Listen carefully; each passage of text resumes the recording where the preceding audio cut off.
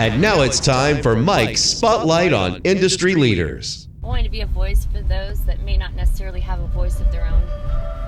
I practice law because I care about helping people get out of situations. And it's rewarding to help bring the truth to light for folks who are wrongfully accused. Sometimes I'll say, I represent the misunderstood. Hey guys, welcome back. On our Industry Leader Spotlight today, we're going to be talking with J.L. Carpenter, attorney at law. She specializes in criminal defense. We've got some really interesting stories that we're going to be talking about today. J.L., thanks for hanging out. Thanks for having me, Mike. Man, you have got some of the most interesting stories. It's what I do. Wow. Okay, so we're going to be talking today. We got three stories for you. So we're going to be talking about a 65-year-old man that was accused of indecency by exposure with minors, okay? And we're going to explain there's a difference between indecency exposure and indecency by exposure. So we're going to have her explain that. But this is a really tragic, this is one of those bad things happen to really good people. So believe me, you're not going to believe how this turns out. Then we're going to talk about something that's actually current in the news. In Friendswood, there was a teen shooting, and JL is representing the young man that actually was the shooter. So we're going to be talking about that. And then we're going to close this segment today with accidental DWI. I didn't even know you could have an accidental DWI. Don't you like the way I phrase things? Is that like a new category? Well, I'll explain it. I mean, all right, let's get into it. Okay, so we got a 65-year-old man that's been accused of indecency by exposure with minors. Right. So the family contacted me before he even bailed out, and they were so confused because the family man they know who has a great reputation in the community with his church, they could not believe that he was, one, even arrested, but much less arrested for felony indecency by exposure, which means that there had to be minor children around. So that's different than indecent exposure, which is just a little misdemeanor. Okay. So, and just because my curiosity is piquing here, what qualifies as indecent exposure? So indecent exposure is just like if you're going out and taking a pee, and there could be public people around, right? Wait, you said could be. Could be. You don't even have to prove that there's anybody around. It's just you're taking a pee and... I see it a lot. Somebody's drunk. They decide to pull over, take a pee in public. They get indecent exposure, right?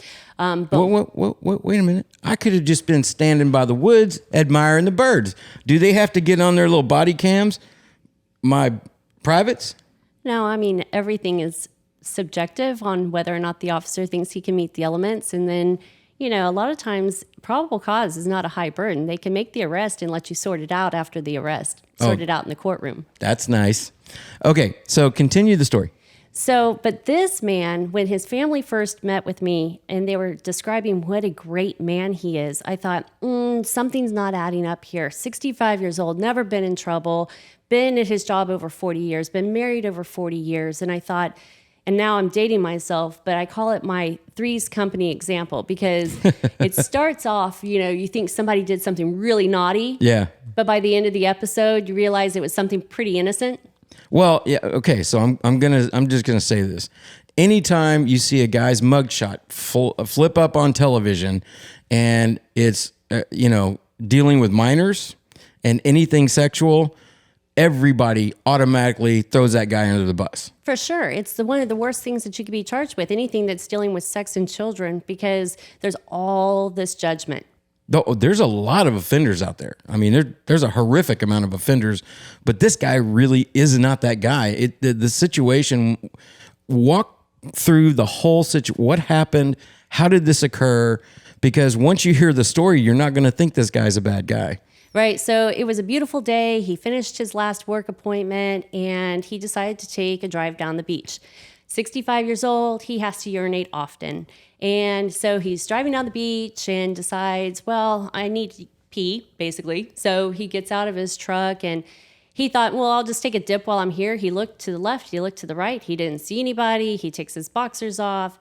He pees, walks towards the water, and then he decides, I don't think it's looking pretty chilly. So he turns around, gets back in his truck. He's sitting there, and then the police officer approaches his window and, hey, buddy, what's going on? Where were you hiding, dude?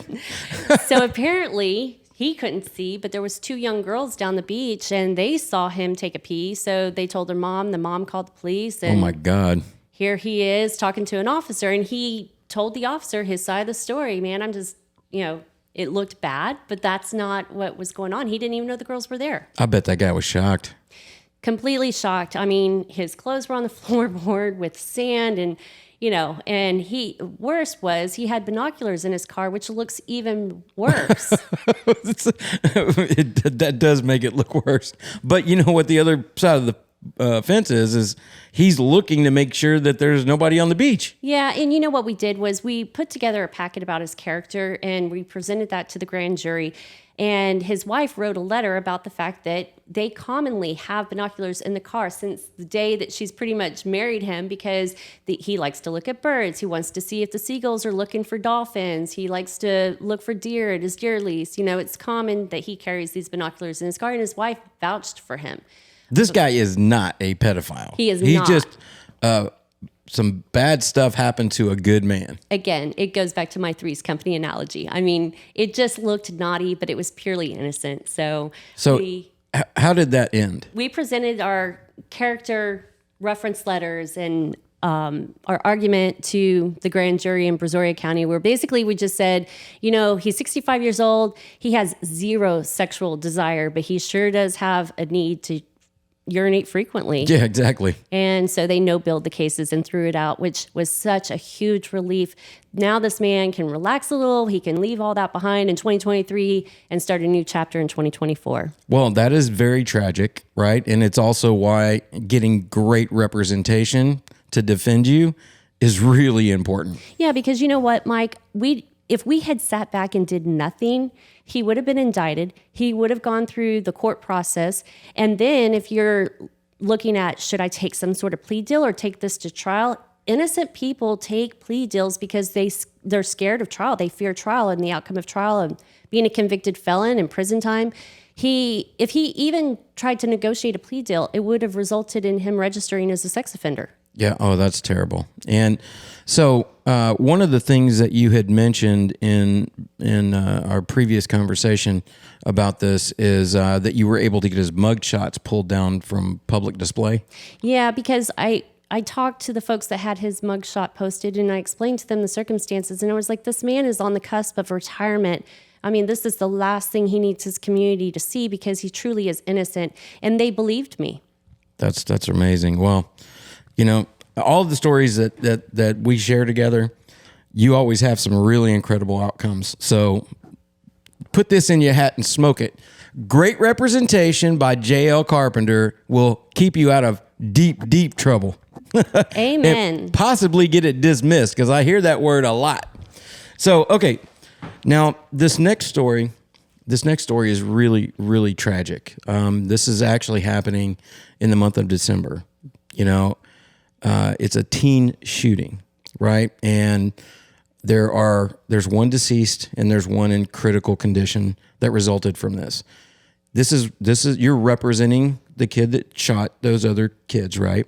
So kind of walk us through that. This is current. This is like in the news. So this is a current pending case, and I don't want to talk about the facts of the case, but it is absolutely tragic and devastating. It has destroyed not only 3 lives, 3 families in Friendswood, but the entire community is just really in shock over the situation because, first of all, things like this don't happen in Friendswood, Texas.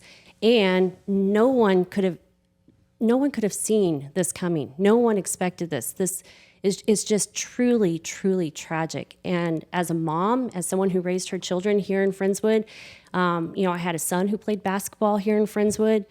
It's just devastating. I cannot use any other words than just tragic and devastating. My heart just pours out for these families, all 3 families, and for our community.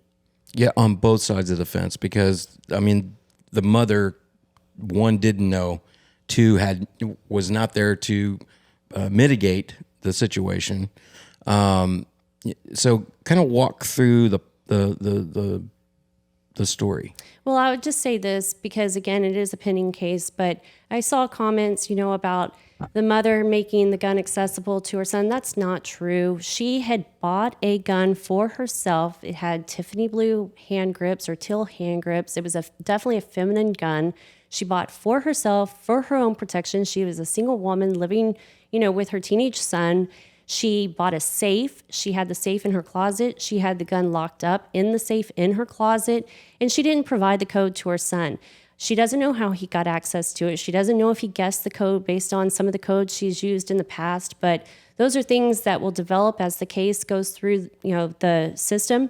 But as tragic as it is, I have the honor to represent this young man and bring to light the underlying issues that were going on, and to let the system work to do what it does. Well, that is just a very powerful, tragic story.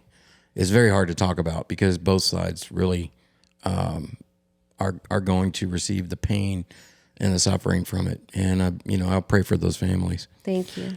Okay, so moving on to the next story. Now, the accident. I do not understand this. I'm sorry, but accidental DWI. I didn't even know there was a category for that. This is the nicest man, I promise you he is. And he had never been in trouble before. He was driving to his son's basketball game when he was on a busy residential street where people park along the street. But it was dark time. He looked down to see the maps on his phone, and he rear-ended a parked car. So he pulled around the corner to look, call the police or make a report, look at for a wrecker. But by the time he pulled around, the police were already on it because someone had called in 911. But here's the best part. So the people who called in 911 are some of my friends. This is in Fort Bend County, by the way. But they've been on my brother's barbecue team for the Houston Livestock Show and Rodeo Barbecue. Oh, yeah. So when I saw that they were the ones that called 911, I'm like, what are you doing, drumming up business for me? Oh, apparently. Yeah, but so my client has disabling anxiety, and this really threw him into quite an episode, a panic episode, and there's no breath or blood, but the police just assumed that he must be intoxicated, and so he was arrested. But he's going through a terrible custody situation in Galveston County, and so he didn't want to fight the case. I told him, I said, this is something we could set for trial. And he was like, if there's a program, let me do it. I'm tired. So we were going to try to place him in some sort of pre-trial intervention program for first-time offenders that would result in a dismissal.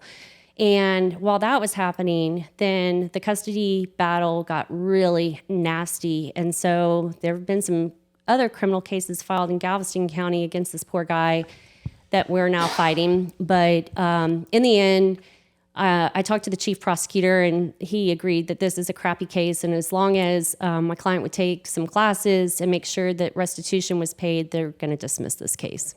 Dismissed. Yep. Well, you are an incredible attorney with some incredible stories, and I love interviewing you. It's always fun. And if you want to get a hold of JL, now we should all memorize this number I have, because there's always bad things happening to good people. 713-201-6767. 713-201-6767, or you can find her online at jlcarpenterlaw.com. Now, remember this. You don't know what's going to happen, and if it's a bad thing, they're going to throw you into a cop car, and you're going to be sitting in jail, so you need to call JL. 713-201-6767. Thanks a bunch. Thanks, Mike. All right, we'll see you next week. Okay, now I've had enough fun for one day. Thanks for hanging with us on Mike's Happy Hour Show. Bye. I hope you liked it. See you next week.